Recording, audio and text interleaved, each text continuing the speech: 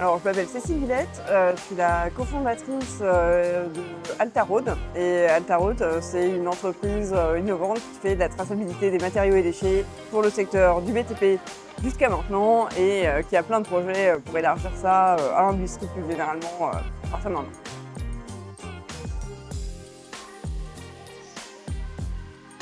Sur les startups Contech, ce qu'on nous a beaucoup dit quand on a démarré, c'est que on n'y arriverait jamais parce que, les gens de la construction ne voulaient pas changer, que finalement, ils faisaient leur boulot et leur marge sur une grande partie de la fraude, donc la traçabilité ne les intéresserait pas. Et ça, c'était complètement pas vrai. Il y en a, mais il y avait aussi tous les autres qui faisaient bien leur travail et qui disaient, une fois que la traçabilité est facile à faire, moi, je vais montrer que je fais bien mon travail et ce sera mon différenciateur pour demain. Et finalement, tous nos clients, quand ils nous ont choisis au début, maintenant c'est un peu plus mainstream, mais ceux qui nous ont choisis au début, c'était vraiment pour se différencier et dire, regardez, tampon de qualité, nous, on fait notre travail proprement et on est vertueux. Et ça, c'était très rassurant pour moi qui venais plutôt du monde des télécoms et de l'énergie par rapport à ce qu'on m'avait dit du BTP.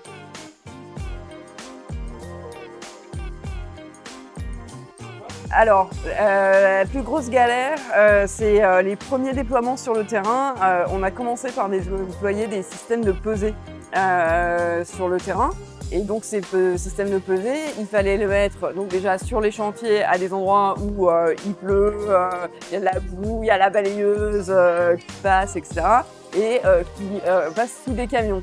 Alors déjà, la plupart des investisseurs, quand on leur dit qu'on fait un objet connecté qu'on met sur sa table de salon, ils ont peur d'industrialisation.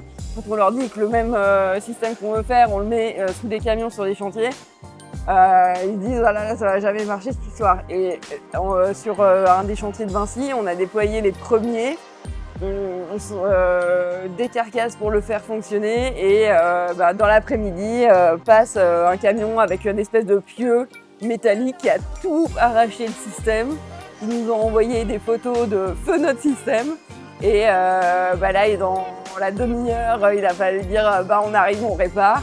Et le système s'était fait émentrer, mais on a réparé dans l'après-midi et le soir il remarchait. Et puis après, il a fonctionné pendant plusieurs mois sans problème.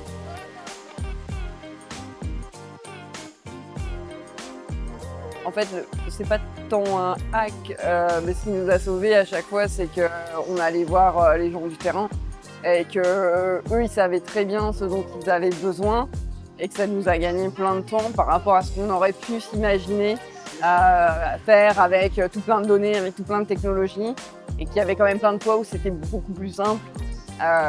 Mais construire avec eux, c'était exactement ce dont ils avaient besoin. Donc je dirais le hack, c'est vraiment aller sur le terrain et tester avec les gens.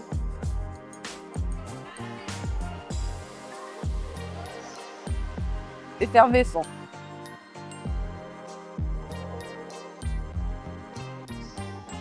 Faut être résilient. Je sais pas, c'est classique, ça, on le dit. Ouais, la résilience quand même.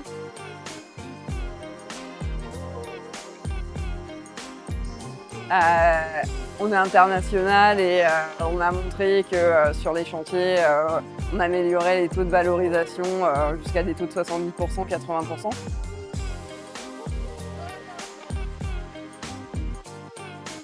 Je vais dire européenne par conviction personnelle. Je pense qu'il ne faut pas du tout sous-estimer, il y a encore plein d'autres pays dans le monde. Pour moi, là, les États-Unis ne prennent pas la bonne trajectoire. Donc j'espère que l'Europe, on va faire tout ce qu'on peut. Mais il y a aussi en Inde plein de choses qui se passent et il y a des pays alternatifs. Et pour moi, le fait que sur le sommet de l'IA, on est monté le sommet de l'IA avec l'Inde cette année, c'était tout à fait pertinent et tout à fait intelligent. Il y a d'autres rapports de force qui se créent avec d'autres puissances. Faut pas les écarter non plus.